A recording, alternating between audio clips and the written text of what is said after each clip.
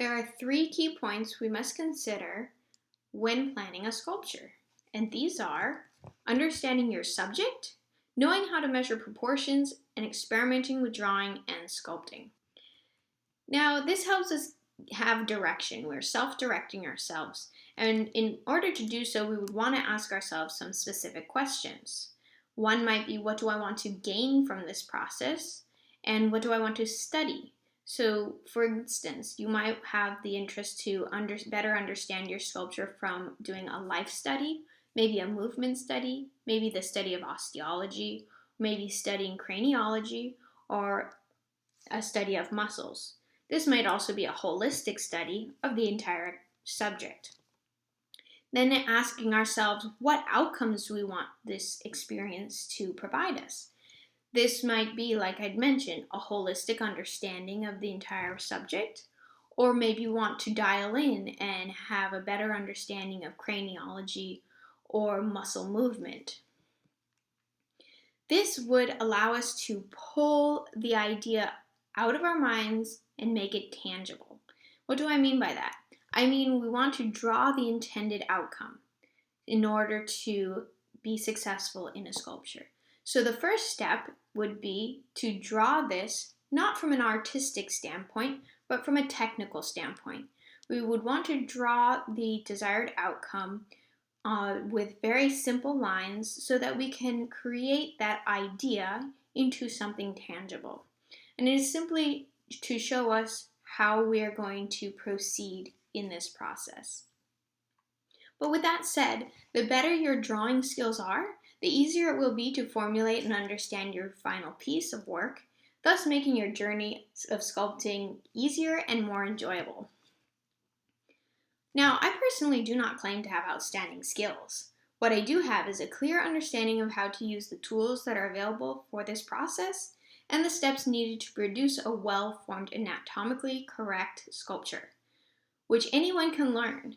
So this process provides us with a structure that, if followed properly, you will come out with the skills needed to be able to formulate in clay anatomical structures accurately. So as we continue to inform ourselves, we can teach ourselves about the subject when we take the time to do two things. We make a 2D rendering, which is a drawing of the subject from several different study points: anatomical, locomotive, and compositional. And we make what we call a maquette. It is a type of miniature sculpture that allows us to experiment with our drawings in 3D. We can move the extremities around and play with movement and composition and different ideas that we have put down on paper, but in the clay itself. A very, very helpful process to take us from a 2D image into the 3D aspects of sculpting. Now, in these two helpful steps, you will learn to measure proportions. This will likely be some form of the golden ratio, which is 1:1.618. It's a ratio found in every corner of nature and even within your own body. Let me explain. If you are familiar with any of the great masters such as Michelangelo, Leonardo da Vinci, Salvador Dali, and so on and so forth, then you've been admiring the golden ratio. Leonardo da Vinci's Vitruvian Man would also be familiar. This is an illustration of the ratio 1:1.618 to identify relative proportions within the human body. Now, Leonardo recorded this in his personal notebooks, most likely for his own reference when painting or sculpting. All this means is 2 is equal to 1. For example, the first two bones in your finger, so if you take a look at your finger, these two bones, there's a bone here and a bone here, and then we have the third bone here. These are equal to your third bone, roughly in length. Now, this is found throughout the body, making it relatively easy to identify balance and proportions with the naked eye once trained.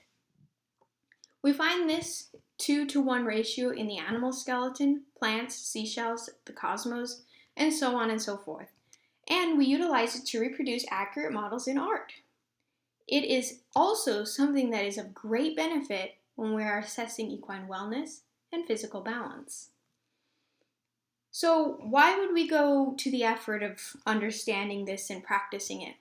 Well, the more we practice drawing and sculpting a subject, such as the horse, the more we train our eye to quickly identify these areas of balance and imbalance, thus giving us a formula to work with when we're simply evaluating the progress and the well-being of our animals.